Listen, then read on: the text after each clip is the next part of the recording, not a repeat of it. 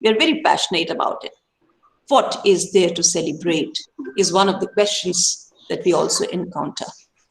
And my dear students, we are celebrating our way to emancipation, which is in due process.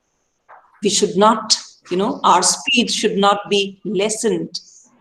We should consolidate all our strength, get together, and find our way out. This is what actually is expected from, the kind of global movement that's going on this important day. See, in 1914, we were talking about, rights of the woman. Now we have the rights, voting rights and other rights. Still, women is languishing. How is that we can solve these problems? How is that we can, consolidate our own strengths? Because to fight in a patriarchal world is not an easy joke. What is exactly, my dear students, what is exactly that we are looking for? We are questioning the culture of patriarchy.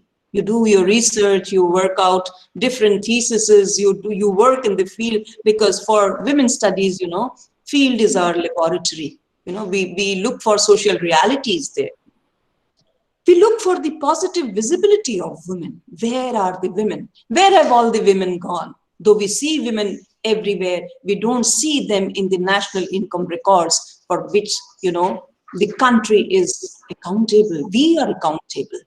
What happens to our skill? What happens to our merits? What happens to our talents? Is a big question that's there in front of us. We need to build an organizational network. Now, this is a network. You will be talking to Nisha Bora ma'am today. This is a network that you're building on your own. Hands in hands, we go together and look for the solutions.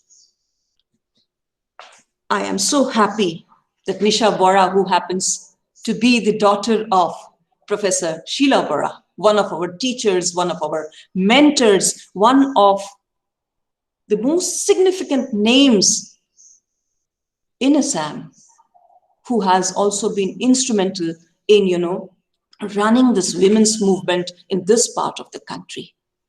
She has been in our advisory board of women's studies, Tezpur University. She had been working in the Brugger University, and we are so happy, we are so glad that her daughter Nisha Bora has come up to that zenith and level. And I could read her, introduction, her biodata, and I was so impressed that yes, we have an Assamese woman, who has come up to this level. I would like to thank Nisha Bora for accepting, our invitation, for agreeing to talk to our students and other people. A lot of people from outside have also joined Nisha today to hear you. And once this talk from her side is over, we will open it up for interaction. And this is going to be a meaningful interaction. Students, we welcome you in this semester to this Orientation Women's Week, which will be very meaningful for you, and we need your active participation in that. I thank Nisha Bora, and I hand over the next session to my colleague, Dr. Moshumi Mohanto, who will be taking on the charge for the rest of the program. Dr. Moshumi. Thank you, ma'am. Warm welcome to Center for Women's Studies. Dear students, I wish you all very happy International Women's Day. So today we have with us Nisha Bora. I just want to give her a brief introduction of her. So Nisha Bora is a social entrepreneur, as her areas of expertise are social entrepreneurship, conservation, social research, and business consulting. So Nisha is the co-founder of a sustainability-focused social business named Elrhino, as well as a consulting company for all projects named Baikya Consulting. She also manages a non-profit conservation-based trust named Prabhakar Memorial Trust, which forwards inclusive conservation around Assam's forest ranges. With 20 years of a career in the research industry and 8 years in the social impact factor, her core technical competence is qualitative research and consumer insights. Her commitment to social science has been seeded by her own sustainability initiatives, which are creating new ways to look at inclusive sustainability and conservation. Nisha is a graduate in sociology from Delhi University, a certified sourcing professional from SIG University. So some of her important recognitions are she won L'Oreal Femina Women of the Year Environment 2018, Global Sourcing Council 3S Award for Climate Change in 2017, Millennium Alliance Sustainability Category Finalist 2017, Karambir Puraskar Award for Social Transformation in 2015, and multiple media mentions including key platforms as SCRLL, PRI, MOGBE, and the Beto India CNBC Awards. So Nisha is a staunch believer in the idea that small actions leads to big outcome. So I would like to request Nisha Bora now to continue with her speech. Thank you. Thank you so much, Dr. Mohanto, Dr. Goswami before that. And a very, very warm good morning to all of you. I'm so delighted to be here for your first sessions, because I'm hoping it means that everybody's wide awake and alert and super excited to be here, because I'm absolutely excited to be here, to know, especially now that I know that it's your first session for the entire semester, because I think we get to sort of seed new thoughts. It's a big honor for me to be speaking to all of you on the occasion of Women's Day.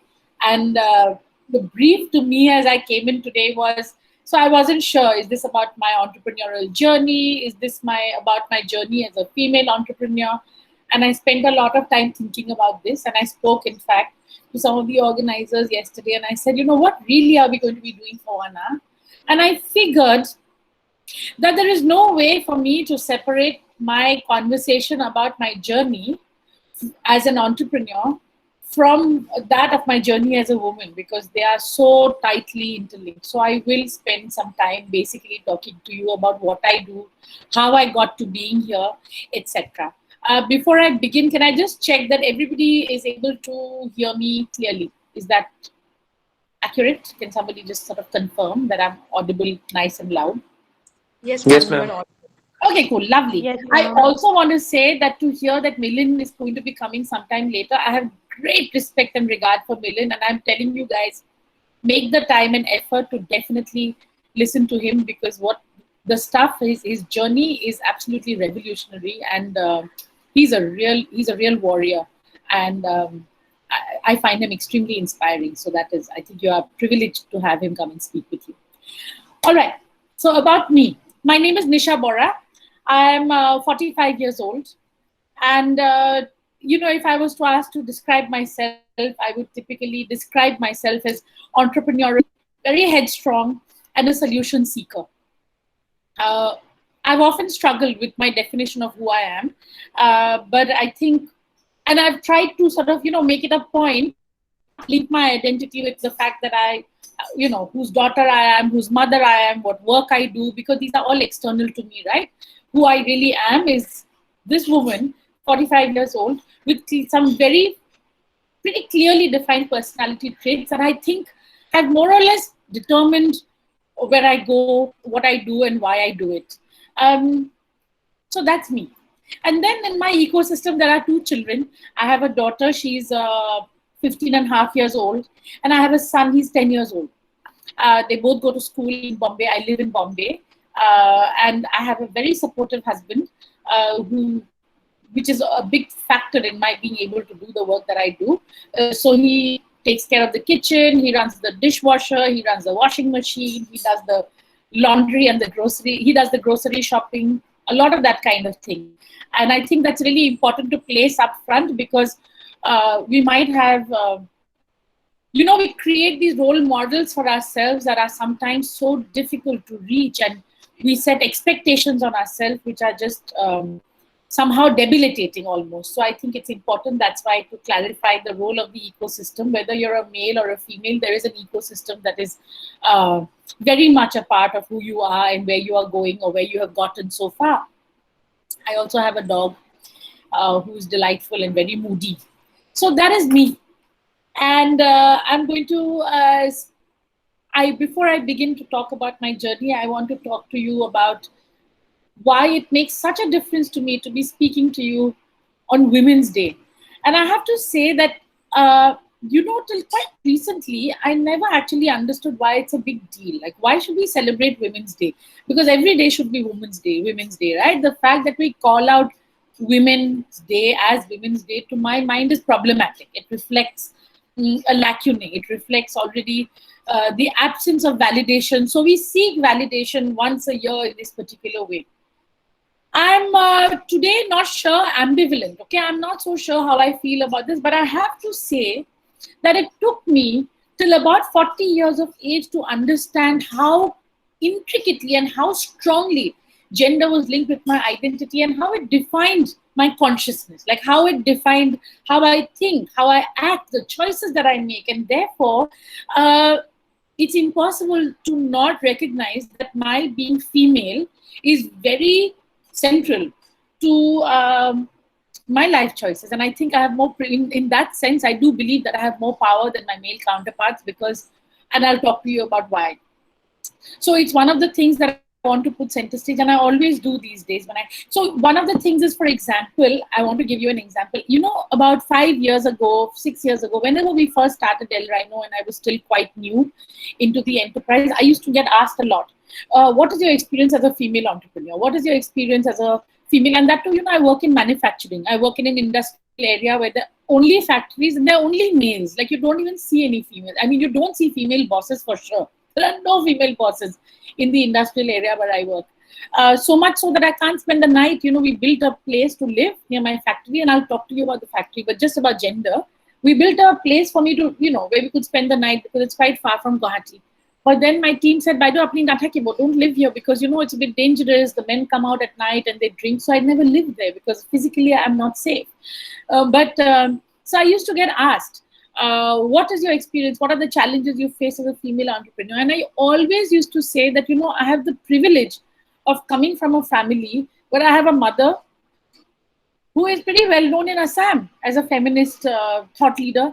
I have never had, at least in my family, any sense of being any lesser than a male for any reason. So I always used to say, I'm not so sure that personally it's valid for me to answer this question. Like, I don't believe that I have any disadvantage. But I have to say again, reaching my 40s, reaching a certain age of my life, or my children having reached a certain age, perhaps it was because my daughter was turning 14, 15, 16, and I was watching her struggles as a girl compared to that as a boy. Whatever the reason is, but I feel today quite clearly that a female entrepreneurial journey is quite distinct from a male's entrepreneurial journey. And I will talk about it. But just coming back to why, that is why it is so special for me to talk to you on Women's Day. So, my journey as an entrepreneur, let me tell you about what I do and how I got to doing it. I started work straight after college. As you can see, that is why I have a graduation degree, and I never did a post-graduation. That was made very many years ago. As I said, I'm 45 years old. And I came from a family of intellectual stalwarts. My mother is a double Fulbright scholar. She is very, intellectually, she's pretty well known in Assam. My sister was a topper. I was a topper, right through school, you top. There is such an expectation, at least I felt. There was such an expectation that you'll go on and do your IAS, or you'll do your MBA. My sister went to IIM Ahmedabad, then she went to Paris and she did a double MBA. So all of this, by the time I was 16, 17, I said, 20, 21, I said, you know what? I'm tired. I don't want the burden of these expectations. Forget it. I'm going to work for a few years, develop my own view of the world and my own expectations of myself, and then I'll come back and study. And so after graduation, I started to look for work. And my mother had told me then, she said, once you step out, you're not going to step back in. And I said, Boo, what do you know? I know myself better than you. But of course, she was right. I never went back to studies. Today, I am pursuing, I have to say, my long distance education. I'm pursuing an MA because I want to do a PhD actually. But that was the first big choice that I made in my life, which was to say that, I'm going to work straight out of college. And then I did not know what work I wanted to do. I mean, at 20, 21, how do you know what you want to do? How do you decide what career you want to take? I mean, I know some people are very clear about what they like. I really admire people, who say, like, when they are 16, they say, I want to be an artist, I want to be a musician, I want to be a doctor. I don't know what their parents feed them and how they are brought up. Hats off to them. I didn't have that clarity. I have to be very clear. And so I went out and I said, okay, I was studying in Delhi those days. Huh? I had finished my college out of Delhi, and I said, well, I'm sick and tired of Delhi. It's such a, whatever, it's so boring. I want to go to another place. And somebody told me that if you go to Bombay, it will be very expensive to live there. So you shouldn't go to Bombay. So by default, my next choice seemed to be Bangalore. So I told my parents were really horrified. They were really upset with me that without a plan, nothing, I got on a train with a suitcase, went to Bangalore, found literally from the railway station one PG accommodation, and I arrived somewhere in Bangalore, and my parents said, we can't support you, these awful life choices that you're making. I said, forget it, I'll find a job in the first week. But the thing is, I did. And I think again, so my life, I think, is a series of lucky coincidences. Okay, what did I say? I said, I can talk, I can write English pretty well. I used to always score high marks. Let me become a copywriter in an ad agency because I can write. And those days, you had those fat books called the Yellow Pages, the telephone directories. And I basically went to an STD booth. I took their directory, I looked for advertising agencies, and I started phoning advertising agencies one after the. I sat in a phone booth for hours, and I would phone from a PCO saying, I want to come for an interview. It is also my privilege that those were days when people didn't think it was strange if you did those things. People had the time to meet strangers. I got so many interviews, I can't tell you, and such lovely people I met in those interviews. But one of them was a man named Subhash Kamath. He went on to head an advertising agency called Srikaya Gray. He's one of advertising's biggest names today. He took me out for lunch. He met me for half an hour. Then he said, come join me for lunch. I sat with him for lunch. He listened to me for more than 1.5 hours. And at the end of it, he said to me, Nisha, I've heard everything you've said. And I can assure you, you don't want to do advertising. What you want to do is called research. You want to do market research because, and he listed out many reasons why he said market research was good for me. And he told me, this is the name of the agency, go and apply there. And I kid you not, I'm telling you straight out of college, like randomly, some stranger telling me, go and apply there. And I applied there. And at that research agency, which is called Quantum Consulting Services today, and it is India's best known qualitative research agency. They do incredible work. And again, it was absolutely my privilege and my good luck that they said, okay, you can come in for an entrance test. And the entrance test is a creative test. Okay, they ask you lots of projective techniques. It's a partly psycho, partly emotional sort of mapping thing that they do. They did all that with me. And then they said, you're underqualified. Okay, you don't, we don't take postgraduate. We don't take undergraduate. So what we are going to do is we are going to give you like an assistant's role where, you'll be serving chai, you'll be moving papers from desk to desk, stuff like that. If you want to take that, I was desperate for a job by that time. I had no money. I said, well, yeah, it's okay. You give me an assistant's job also, I'll take it. Just give me a job. So I joined that agency as a research assistant, which was basically to help researchers by, like fetching their things, fixing their appointments, that kind of thing. And again, my good luck, I got to work on a piece of analysis.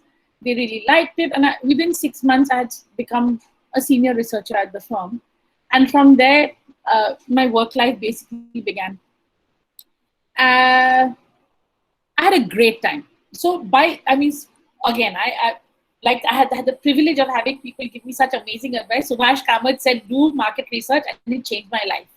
I did market research just because I had no other options, but I absolutely loved it. It was intellectually very stimulating. But the bigger thing is, and to me, this is the big point of the story that I want to leave with you, that I got a lot of validation from the world. I kept getting told by people that I was good at it.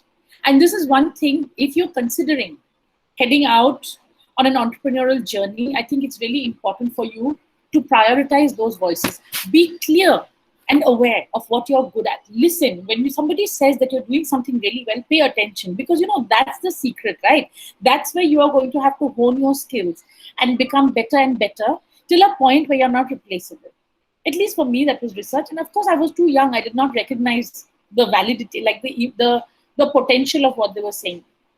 But I want to tell you that 2 years later, I worked with them for close to 2 years, and I went and I told them that I want to resign.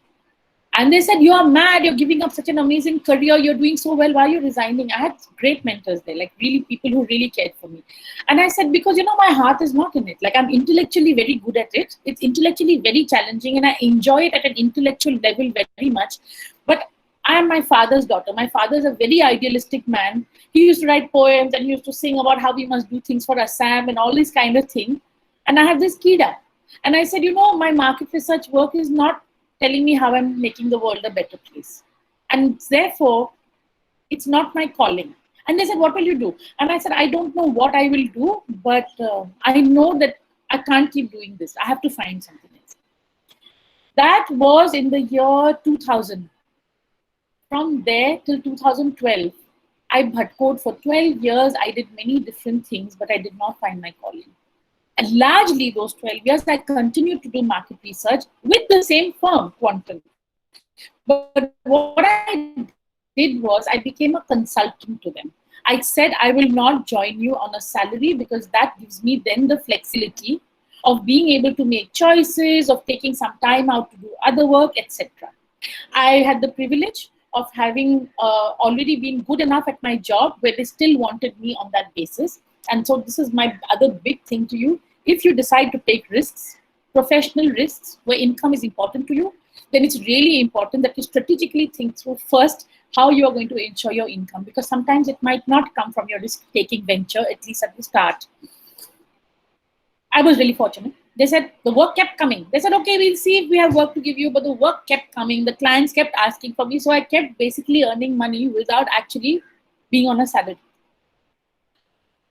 Then the other big thing that happened in my life was that I kept saying, so I tried many different things. Okay, I worked with a social research company at that time. I mean, I tried many, many different things, but it was not fitting for me. And I was on this search. But in the meantime, I also had this other kida in my head. I had, for some reason, told myself that I want to have at least one child before I am 30 years old. And why was that? I'm not so sure. Okay, I don't remember why. Not 30. I had decided that I wanted to have both my children before I said I want 2 children in my life, and I want them to be born before I'm 30, and I know why. Because I said I want them grown up. By the time I retire, I want to be done. I want no more financial obligations. I want to be free to make my own life choices, to do things that I really enjoy. So this burden of having children, bringing them up, I want to finish it as fast as possible. And so I said by 30, 2 kids. And there was no man, huh? Just the plan that there were going to be 2 children and my job would be done. I have to say that after that, I did meet my husband and we started to date, and then we got married, and my first child happened soon after. That changed some things for me. This was my other thing. My other issue was that I had also said that I grew up with a working mother, and she was amazing, and she was, I have great regard, but I wanted to try the other life.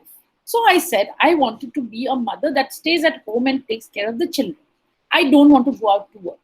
Also, because I lived in Bangalore, I had no support, right? So if I go out to work, who's going to take care of my child?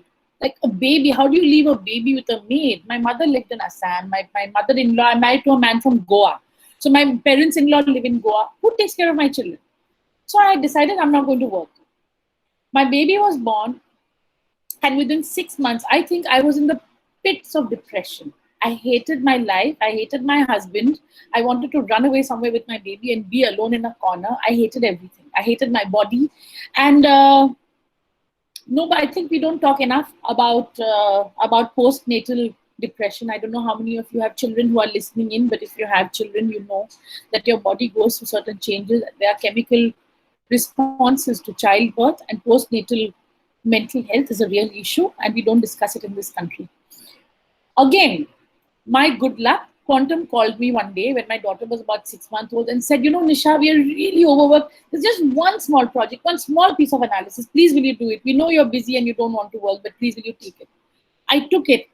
And that work made me feel alive again. It made me feel like, oh my God, I'm not going crazy. It's not that the only thing I'm doing is feeding the baby, cleaning the potty, cooking the food, cleaning the house.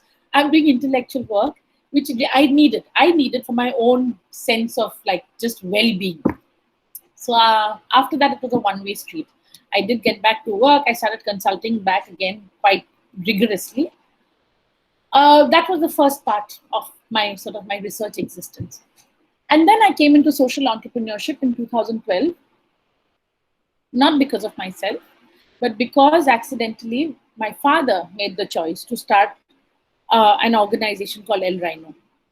And Elrhino was an organization, is an organization that works. We make paper with sustainable, with natural waste.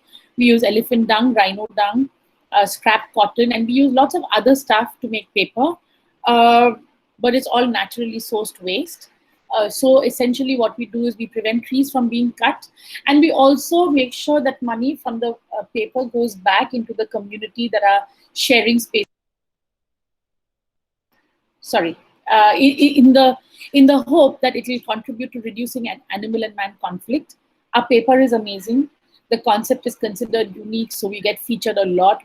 So if you just research Elrhino and put my name against it, you'll get like a lot of material out there. Most recently, we've been covered by Scroll with a very nice video film. But the point is, it was not my idea. It was my father's. He wanted to do this because he said, I want to give back to the environment. I worked in the, he was a coal miner. And as a coal miner, you cut trees to take out coal. And I think, he wanted to put back into the environment. So he got some land, applied for a loan. Now, during this process, when my father used to talk about this dream of making paper, everybody used to tell him, listen, you're retired now, take it easy. You start a new thing now. You don't know anything about all this, it's foolish. And I was the only one in the entire universe who told him, this is what you want to do. If this is your dream, you should pursue it. Because you worked your whole life, you want money. Now, if you have the right to spend your money on something that you want to fulfill, a dream. I mean, otherwise, what's the use of spending your whole life slogging and working for a corporation if you don't have the right to have your own aspirations? So I was very supportive. The idea was that he was taking a loan from a bank and he was building a factory and he was going to do this. The fact is, he took the loan from the bank, and then my mother phoned me and she said, essentially what happened was, when you plan, again, this is another big lesson entrepreneurially, when you make a plan for a project, you've got to know that whatever your plan on paper is, you need to have an emergency fund that is at least double that. Because when you plan income, you're probably going to earn half of that. And when you plan expenditure, you're probably going to spend double of that. That's just how budgets work, unfortunately. So he spent whatever he had taken the loan on. I mean, whatever amount he had taken of loan he had taken was spent, but he needed more money. And at that point of time, essentially, I told my father, listen, if you don't have the financial acumen, how are you going to run a business? And that's when I told him that, listen, you should shut it down. Because before you get more into debt and before it now starts to bleed you financially and your life savings are lost, before you have to sell your house, you should shut it down. This is irresponsible. And my father was very upset by me. He said, I feel betrayed. You were the only person who supported me. Now you are turning against it. And you had all these big ideas, dream. And he said, if I ruined it, even before building the thing, I just built the structure and I've already made mistakes. Even while taking it down, I'll make more mistakes. He said, I don't want anything to do with this. You deal with it. You sell it if you think it has to be sold. So I'm telling you, this is not an exaggeration. I sat in Bombay. I took a list of all the machines he had, how much land he had taken on lease from the government. And I started to phone people and say, I need to find buyers for the machines. And I lined up actually 3 different buyer appointments, and I took a flight from Bombay to Guwahati, and my father came to the airport to receive me, and straight from the airport we went to the factory because I had never seen the factory, but I had already planned all the buyers and everything that had all been done. So I went to the factory. My mission on that project was to sell as much as we could sell, to recover as much money as we could recover for my father, and to get him then to sort of get him back to a safe place. And my mother also, no, as a by extension, if my father was compromised financially, my mother would also be compromised financially. So bring them back to a safe place and exit was my plan. We went to the factory. First of all, the paper was mind blowing. It was so beautiful. I had never seen such beautiful paper. And the other thing that happened, and I said, this paper, it will really work in the West. It's just so artistic. People are going to love it. And my father was grumpy and he said, of course, we're going to love it. What do you think? You think I don't know anything, etc. happened. But the other thing that happened was on the factory floor, there was a little girl. Okay, she was sitting in a corner by herself and she was young. She must have been about 13, 14. And I called her and I said, who are you? And she told me her name and it turned out she was 12 years old. Her mother was working in the factory. So I called everybody, my father, the factory manager. I said, you can't have a child on the factory floor, right? Like it's against the law. You could get sent to prison for it. The child should be in school on a working day in the middle of the day. Why is she sitting in the factory? She was not working. She was sitting and she was just sort of spending her time. The mother then told me, she said, my husband drinks. He doesn't earn anything. Whatever little bit he goes and he breaks stones. He does stone quarrying. Patthar bhanga, they call it. He does stone quarrying. Whatever he earns, he spends on alcohol. And then he beats me and he beats my girl. The thing is, I don't have money to send her to school because I don't have money to buy her chappals. She doesn't have chappals to wear, so she can't. The school is more than a half an hour walk away. So I bring her here because at least here she's safe. Because if she's at home, I'm scared that her father will not only beat her, I'm scared that he might also bring other men and abuse her because he's capable of doing anything for money. When I heard that, that woman, that conversation with that woman, combined with my father's decision to have started this foolishly as it appeared at that time, it changed my life. Because I heard her, it was so powerful for me, I can't tell you. At that moment, I thought, if you can do anything to even just make a potential meaningful difference in this one child's life, this one child can have a safer growing up. That's it. Now, what else do you want by way of meaning and what else do you need by way? I don't know. To me, it was a moment of intense, like boom, something happened, Suddenly the light shone and I said, this is what I have to do. Like it became so clear to me that is what I had been waiting for. So I'm very grateful to that woman. I'm very grateful that she brought her daughter. And years later, now routinely, my children are on the factory floor. They are on the factory floor because I don't have anybody to leave them with. And from one woman to another woman, I have fully understood the transition, which I didn't understand then. So my point is, that is how I got into Elrhino, because the product was amazing.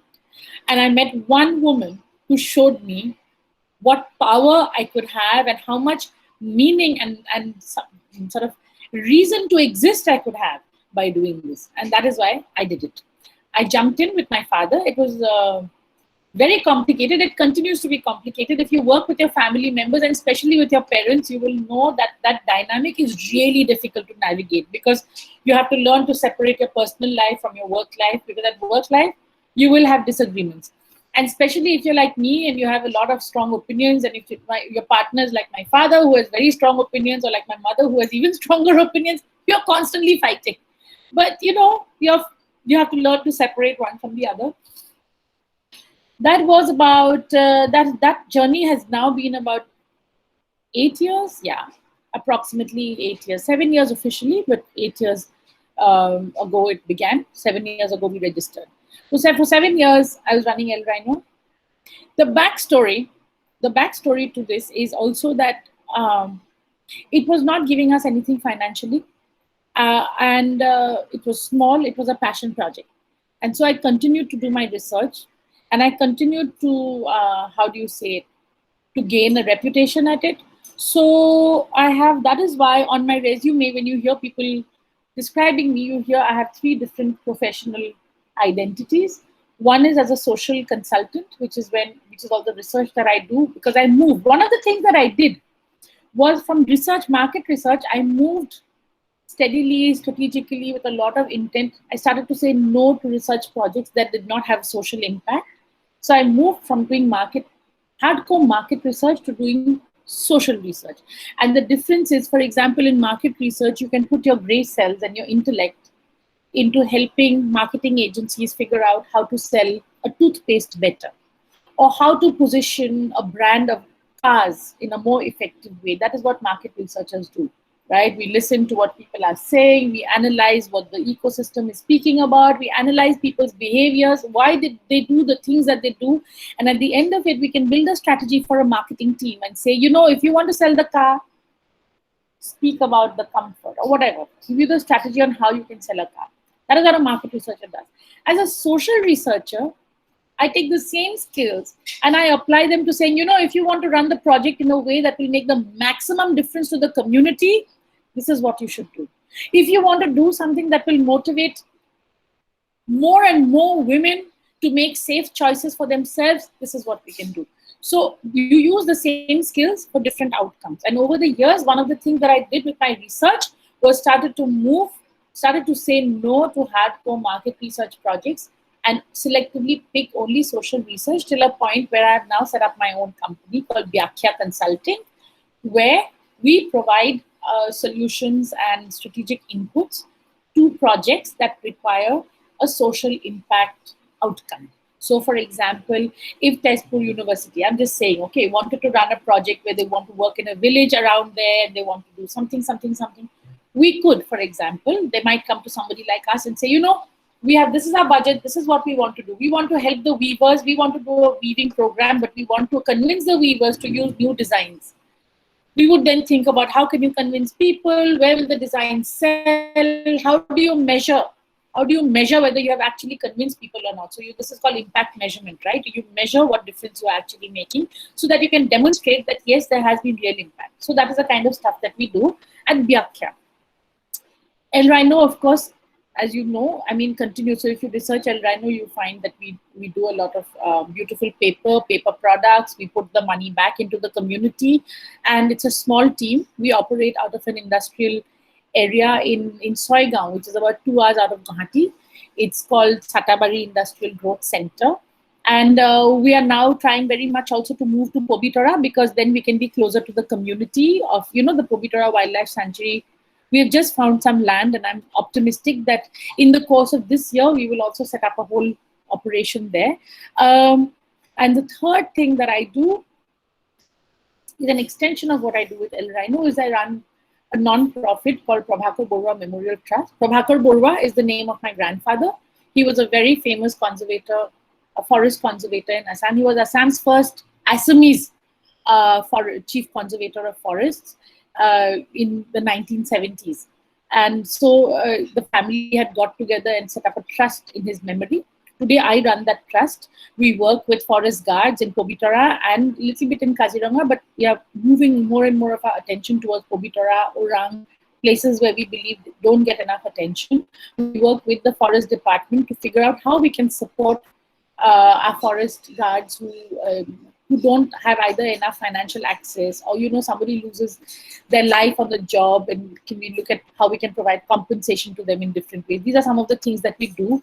Like, for instance, our latest thing was during the winter, the guards needed jackets, and we made warm jackets for all the forest guards in Pobitora. We do life insurance, health insurance, lots of different things. In the course of that work, we are also working with the community to understand, to try and make sure that the community and the forest department are talking to each other instead of fighting with each other. Typically, forest rights, you know, the forest departments essentially, when they work, they come into quite a bit of conflict with human rights, because animal rights, human rights, there are issues here. I won't get into that. But some of the work that is what we call inclusive conservation. So that when you look at conservation, you're not just looking at the conservation of animals and forests, but also of the people that live in the forests with the animals, that they have an equal right. And that's a complex issue, and it's a very burning topic in the conservation universe. So that is some of the work that we do there. The other things that as far as at least about me, I think that are noteworthy in this context is that I live in Bombay, and as you've noticed, a very large part of my work is based in Assam. And with my 2 children, that's a difficult journey to navigate. If I had my way, I would have moved back to Assam a long time ago. But my children have strong opinions. My husband is and he has a job here. So at the moment, my family is not ready to move back. But it is very much my aspiration that finally I will go back and explode and do this work in a much bigger way. That is why typically you don't hear of me very much, because I don't live there, and I don't network very much there, and I'm not physically present very much in the Assam networking. So anytime that I go to Assam, and I go every 2 months, I spend at least 2 to 3 weeks, but I spend my entire time with the community, with the team in the factory, like nobody outside sees me. So that is why typically you would not hear of me. And that's another tricky situation. As a woman, from a gender lens, it's a situation you will all, each one of you females are going to have to navigate, that you're going to make you're going to make a family, you're going to make a career, and then you're going to have to marry the two, and that is complex and layered and challenging, and it's going to determine so much of your work trajectory, so much. And you will probably never get enough credit for doing both these things. But as long as you're not working for the credit, but you know why you are doing the work that you do, I will stop at this point of time and take some questions, and then I wanted to launch into what it means from an not about myself, but some of my lessons as an entrepreneur. So some startup lessons and some lessons as a female entrepreneur, so some gender lessons. These are two different things I wanted to just share with you guys today, because it's such a valuable opportunity for me. But quickly before I get there, I've spoken for so long. Do we have questions, feedback, comments? Yeah, thank you, Nisha Bora. It is really challenging, and every time when we go against the waves, especially academicians in your home, and they obviously wants you to be in the field like means hardcore academy or something like that. But you proved it that yes, what someone willingly means strongly wants to do, then they can achieve whatever he wants. But there are lots of challenges, obviously. Again, Mohesh Bora, I know him personally, and I know his dedication. I can understand. I have shared a lot. He has shared a lot how he has started the Elrhino and how you have supported him. And it is a very strong and fruitful journey. And I wish all the best, especially for Elrhino, because it works not only for the benefit of the community, it also works for the benefit of the means wildlife of our state. So I thank you very much. Your enlightened life history, especially. So I would like to request the students to put the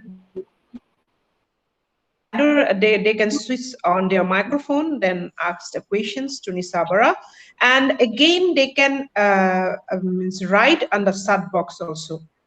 Okay, so please. Hello, ma'am. Can you hear me? Yes, I can. Yeah.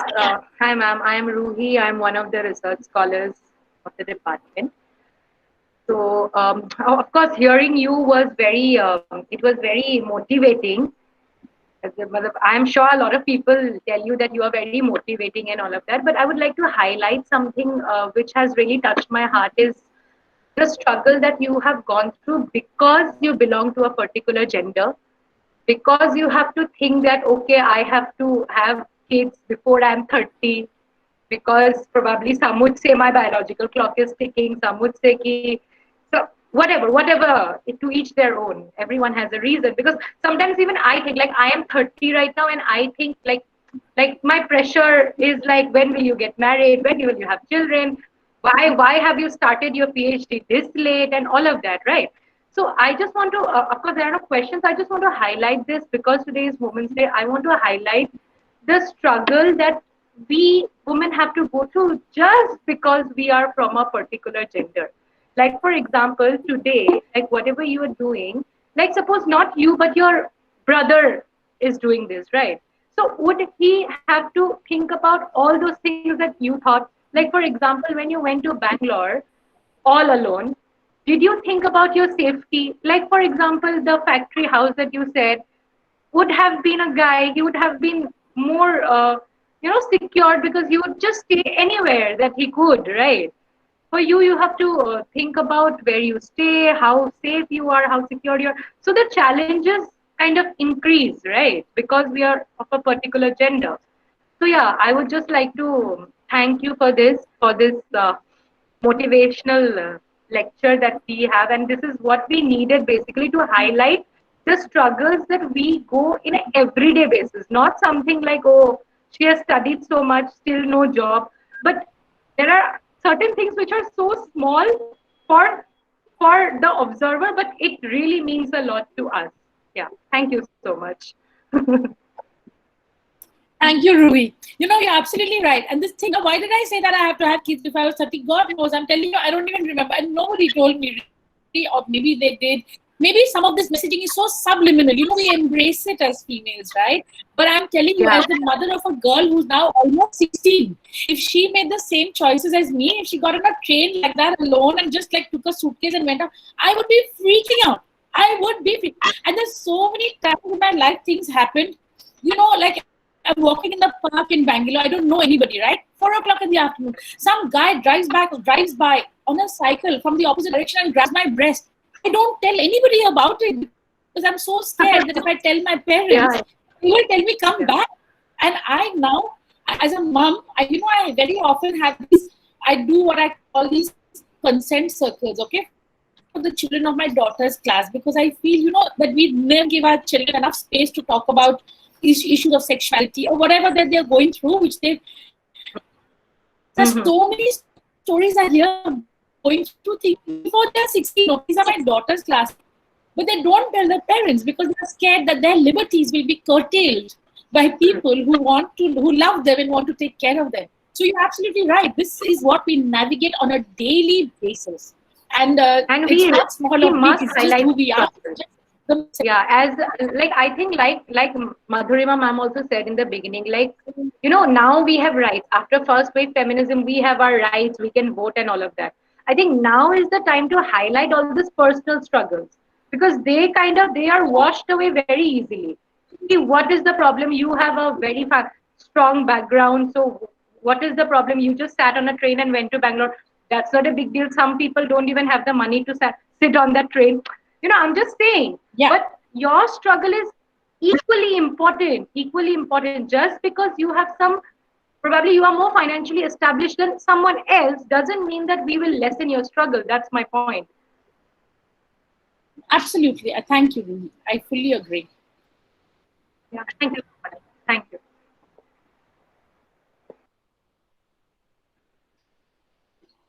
More questions?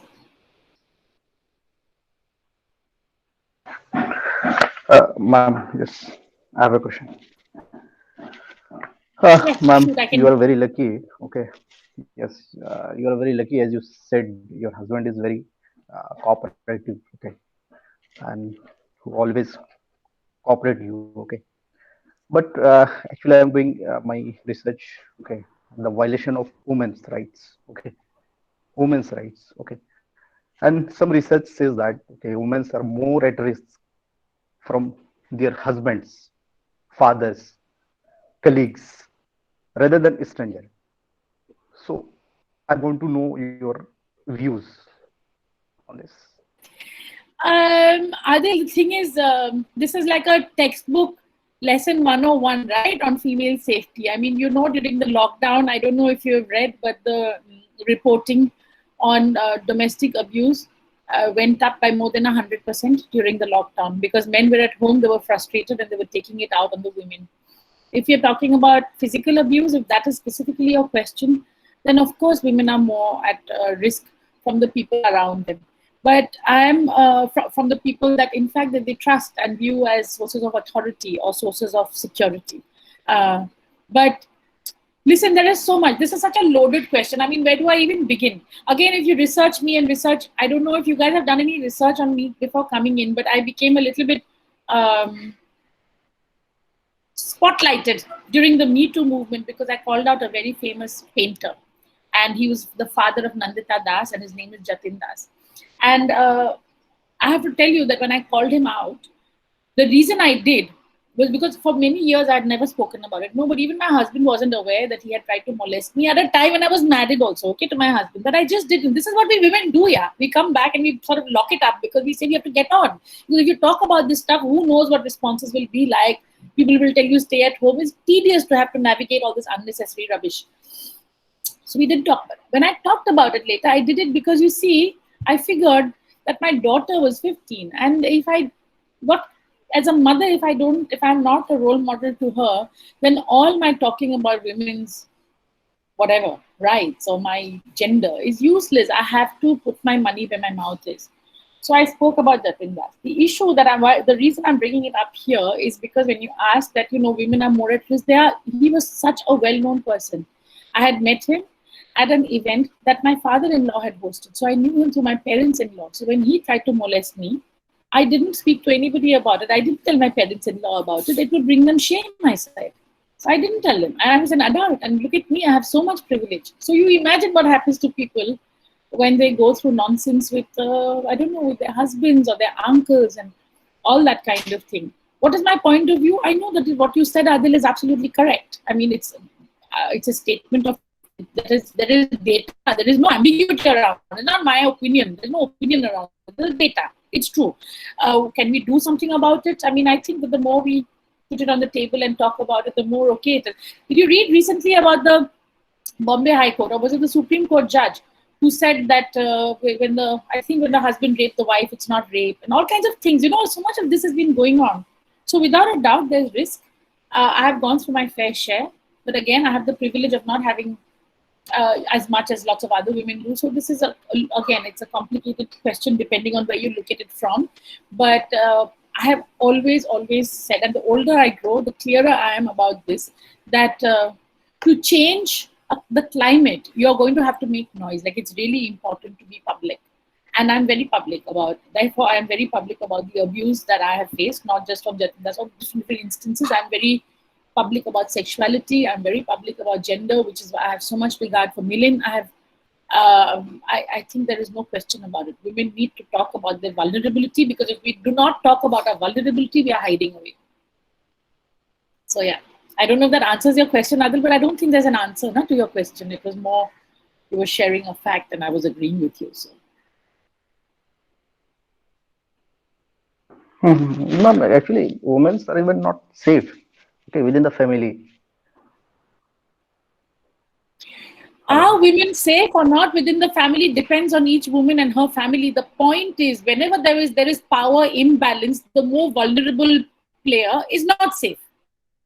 And as long as there is power imbalance in the family, the woman will not be safe within the family. This is true for all power structures. No? So this is true for class as well. You take a migrant worker and you take an industrialist, and the migrant worker's rights will always be violated. But it's exactly the same. The problem with gender is that, you see, we put them inside our homes and then we do some stuff behind the cover of our walls. We will never be safe as long as the power is imbalanced. It's that simple, right? Let me tell you, when you said, for example, like I said, I had the support of my husband. Absolutely. He's an amazing man. I'm really privileged to be married to him. But please be aware that when I began Elrhino, he told me, it's a waste of time and money. You're not going to earn money from it. Why are you doing this? He was completely against it. And I told him, I said, I have made this choice. So the choice is up to you now to join the ride and basically to get on this train or to step off. But the train is not changing, because this is my choice I'm making for myself. I need it. And if I don't do what I need, then anyway, I'm going to be I'm going to be a smaller version of myself, which is not the woman you married anyway. I don't even want to be in the marriage. I literally had this conversation. And it's taken time. It's seen what a difference is made to the family, what a difference is made to me for him to come around. In fact, funny that this has come up today, because just a few days ago, I reminded him, I said, you remember when I first began, you had said, don't do it. So also, I'm saying that support also happens with some conditionalities. Not as your gender, I mean, as a female, you will always know that all support will also be conditional. It will not be unconditional. You have to prove yourself repeatedly. That is our lot. But I'm optimistic it will keep changing as we keep demonstrating more and more that we are able to stand our ground. That's it. Yes, ma'am. Yes. But how can we change the patriarchal mindset of our society? Adil, I bring up my Patriarchal son. mindset.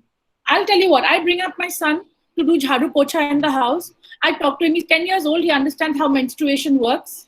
He understands why my daughter feels a little bit tired a couple of days of the month. He gets it. We are not secretive about our reproductive system. We are not secretive about anything.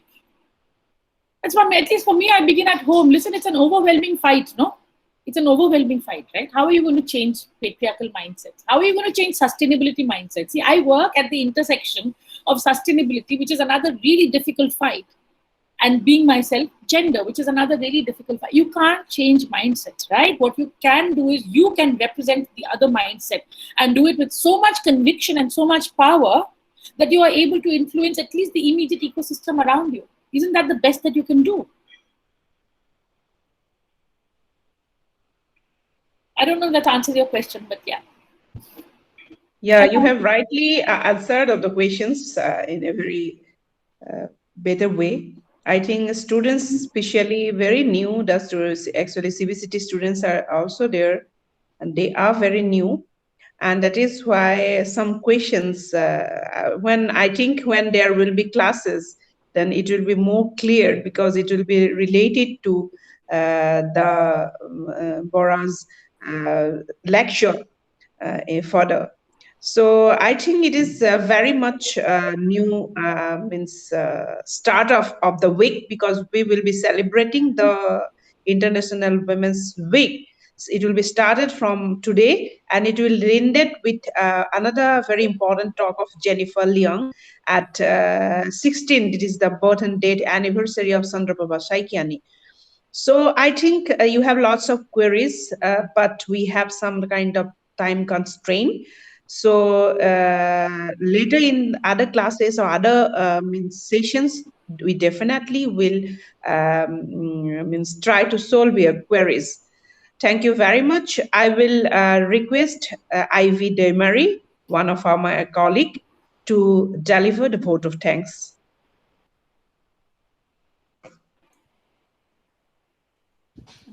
Thank you.